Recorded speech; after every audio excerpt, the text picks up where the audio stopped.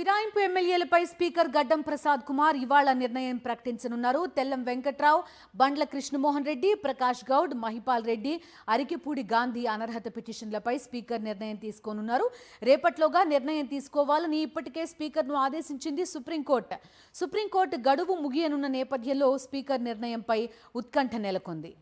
So అందరి కళ్ళు ప్రస్తుతం స్పీకర్ నిర్ణయం పైనే ఉన్నాయి. తెలంగాణ వ్యాప్తంగా పూర్తి డీటెయిల్స్ అందించడానికి జాయిన్ అవుతున్నారు మా కరెస్పాండెంట్ రాకేష్ చెప్పండి, ఎలాంటి లీగల్ అంశాలు స్పీకర్ కార్యాలయం పరిధిలో వచ్చినప్పటికీ కూడా అప్పుడు ఇది స్పీకర్ కార్యాలయం అంశం లీగల్గా కోర్టులు కలగజేసుకోలేవు లాంటి ఆన్సర్ తోటో లేకపోతే ఒక నాంచివేత ధోరణితోటో వ్యవహరిస్తున్న నేపథ్యం ఇన్నాళ్ళు చూసాం. సో మొట్టమొదటిసారిగా తెలంగాణలో ఒక రికార్డ్ లాంటిదేమో అని చెప్పుకోవచ్చేమో ఈసారి గడ్డం ప్రసాద్ కుమార్ ఏం చేయబోతున్నారనే ఉత్కంఠ కనబడుతోంది అటు పొలిటికల్ సర్కిల్స్లో ఇటు లీగల్ నిపుణుల్లో కూడా.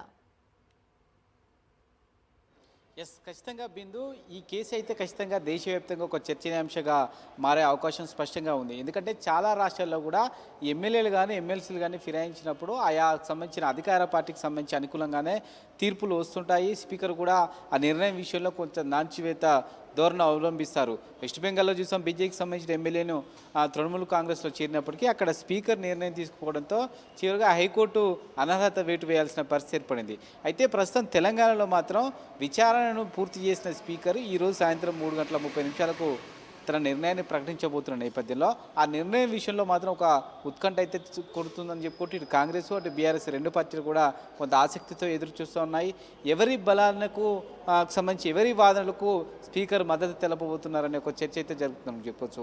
మొత్తం 10 మంది ఫిరాయించారంటూ ఆరోపణలు ఎదుర్కొంటున్నప్పటికీ 8 మంది విచారణ పూర్తి చేశారు. అందులో దాన నాగేందర్ కడియానికి సంబంధించి వివరణ ఇచ్చేందుకు సమయం కోరడంతో అది ఇంకా విచారణ కొనసాగాల్సిన అవసరం ఉంది. అయితే 8 మంది విచారణ పూర్తి చేసినప్పటికీ ఈరోజు 5గురికి సంబంధించిన ఎమ్మెల్యేలకు సంబంధించిన పిటిషన్లకు సంబంధించి మాత్రమే ప్రకటన విడుదల చేయబోతున్నారు. అయితే ఈ 5గురి విషయంలో ఎలాంటి ప్రకటన ఉండబోతుందనే ఆసక్తి అయితే అందరిలో నెలకొని ఉందని చెప్పుకోవచ్చు. అటు బీఆర్ఎస్ నుంచి పిటిషన్ దాఖలు చేసిన ఎమ్మెల్యేలు ఎవరైతే ఉన్నారో వారి వాదనలకు సంబంధించి 2 సార్లు వినడం జరిగింది. ఎట్ ది సేమ్ టైం ఫిరాయించారని ఆరోపణలు ఎదుర్కొంటున్న ఈ 5గురు ఎమ్మెల్యేలకు సంబంధించిన వాదనలు కూడా 2 సార్లు విన్నారు. ఎట్ ది సేమ్ టైం ఇరువురి వర్గాలకు సంబంధించిన అడ్వకేట్లకు సంబంధించిన వాదనలు కూడా వివరించారనేది. దీంతో పాటు అఫిడవిట్ కూడా 2 వర్గాల నుంచి తీసుకున్నారు.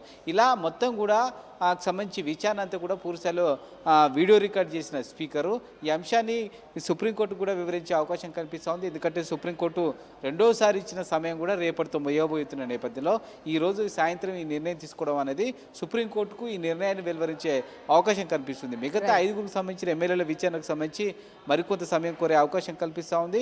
ఈ 5గురికి సంబంధించి తెల్లం వెంకట్రావు కానీ, అలాగే బండ్ల కృష్ణమోహన్ రెడ్డి కానీ, ప్రకాష్ గౌడ్, అలాగే అరికపూడి కాది, మహిపాల్ రెడ్డి, ఈ 5గురికి సంబంధించిన విషయంలో స్పీకర్కు సంబంధించి 5గురేమో మేము పార్టీ మారలేదని చెప్తున్నారు.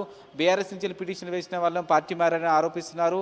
మాకు సంబంధించి కాంగ్రెస్ పార్టీ మాకు సంబంధం లేదని చెప్తున్నది. చూడాలి పొలిటికల్ ఆర్గ్యుమెంట్స్ ఏ విధంగా ఉన్నా అఫిడవిట్లో పేర్కొన్న అంశాలు, వాదనలకు సంబంధించిన అంశాల ఆధారంగా స్పీకర్ నిర్ణయం తీసుకునే అవకాశం కనిపిస్తుంది. Okay Rakesh, thank you.